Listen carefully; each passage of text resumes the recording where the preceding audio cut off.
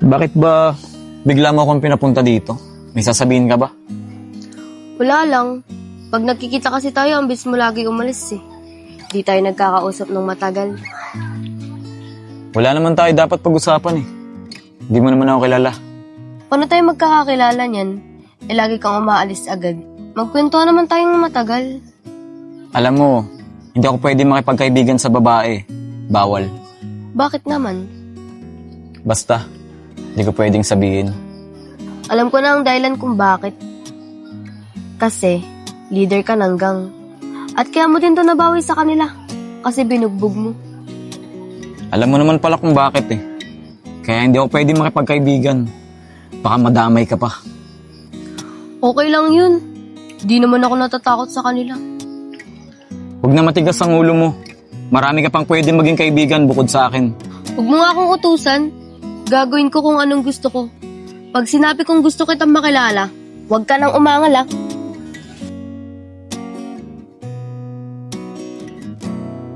Makikita nyo ba yung babaeng yun? Ayun yung kinuha natin ng bag.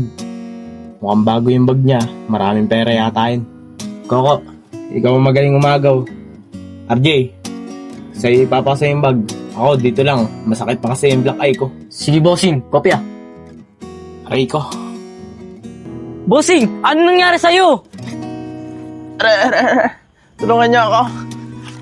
Tayo niyo ako. Aray. Tayo niyo ako. Lalo niyo pa kami nabugbog eh. Dadaan lang naman. Babali yung buto ko eh. Teka lang, si Jex at si Leon yun ah. Ba't sila magkasama? Ano? Ginabigyan na naman? Pareho kayo ng ate mo. Tay, galing ako sa bahay ng mga klase ko. Naggawa kami ng project. At saka may nagatid naman sa akin eh. May naghatid? Huwag mong sabihin lalaki din yan. Sino ba yun? Tay, si ano po? Ako po nagatid sa kanya. Pero uwi na rin naman ako. Ikaw pala iyo. Sige, mag-iingat ka ha. Pasulyap-sulyap ka, kunwari patingin-tingin sa akin, di maintindihan ang ibig mong sabihin. Kung mayroong pag-ibig ay ipagtapat mo na sa akin, agad naman kitang sasagutin.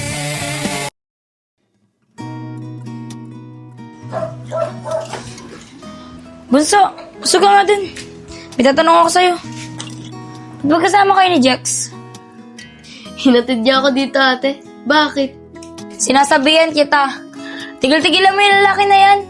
Hindi mo ba alam? Leader yan ng gang.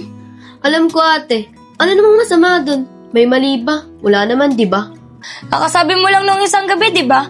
Na ayaw pa mag-boyfriend. At wala pa sa isip mo yan. Eh, hindi ko naman siya boyfriend na.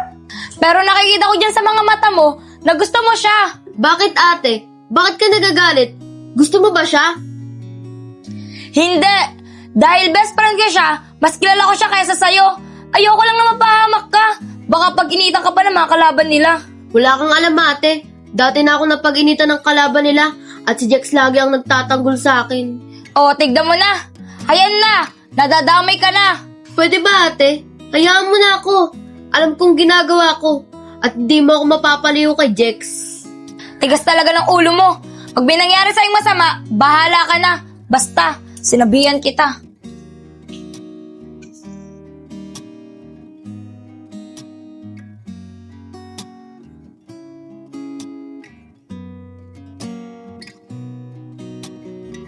Babe, nakuha mo na pagkababae ko. Paano pag nabuntis mo ako? Papanagutan mo ba ako? Di ka naman mabubuntis eh. Bakla ka eh. Babe naman eh. Nakakainis ka naman. Huwag kang mag-alala, babe. Ikaw lang pinakamaganda para sa akin. Thank you, babe. Kaya mahal na mahal kita eh. Babe, tara na. May lakad pa kasi kami ng mga tropa ko eh. Sige, babe.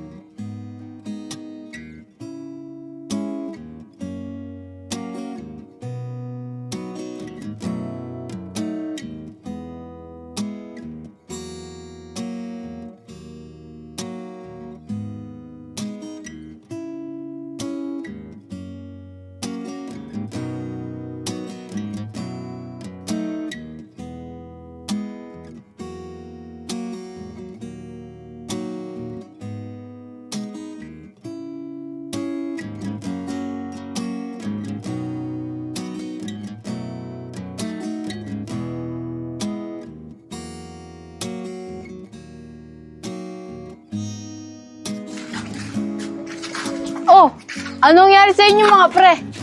Mga mukha kayong panda. Nadali kami kahapon, mga bata ni Jex. Ano? Nadali na kayo nung nakakaraan na. Nadali na naman kayo kahapon. Biglaan lang. Dumidiskarte kami ng pera kahapon. Biglang dating nila. Bossing, paano na tayo niyan? Di tayo makagalaw ng ayos eh. Gawa sa grupo ni Jex. Mga bata, di ako papayag. Kayo mag-alala. Inaisip na akong paraan para makabawi sa kanila. Eh ano naman yung bossing? Baka mamaya palpak na naman yan na. Bakit? Kailan ba ako pumalpak? Lagi kang palpak, bossing! Aray ko.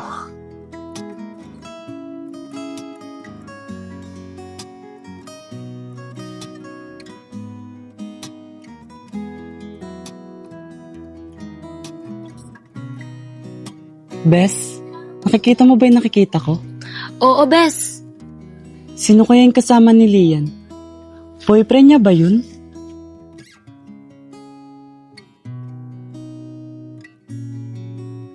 Kaano-ano mo siya, Jex? Mama ko. Namatay siya sa aksidente nung paalis kami ng bahay. Nag-away sila ni Papa kasi nahuli niya na may babae. Kaya nung bumiyahe kami paalis, ang bilis magpatakbo ni Mama. Kaya kami na-aksidente. Wala akong nagawa nung araw na yun. Kaya sinisisi ko yung sarili ko kung bakit siya nawala. Sorry ha. Dapat pala di ko na lang natanong. Kaya ka ba ganyan ngayon? Kaya ka napunta sa grupo na puro gulo lang ang hanap? Siguro. Di ko alam eh. Hindi siya dapat nandyan. Kung may nagawa lang ako. Dapat ako na lang yung namatay. Hindi siya. Jex, siguro may dahilan si Lord. Kaya nangyari yan. Huwag mo sisihin sarili mo. Marami pa namang nagmamahal sa'yo eh. Hindi mo lang nakikita. Kasi nakapokus ka pa rin sa nakaraan mo. Siguro nga tama ka. Nandyan pa naman si Papa eh. Pati ang kapatid ko. Pati ako, Jex. Nandito ako para sa'yo. Hindi kita maatid ngayon ha. May lakad ako. Sige na, saglit lang naman eh. Di nga pwede. Huwag ka na makulit. Ano ba yun? Ay, oo nga pala. Magkikita kami nila Rose ngayon.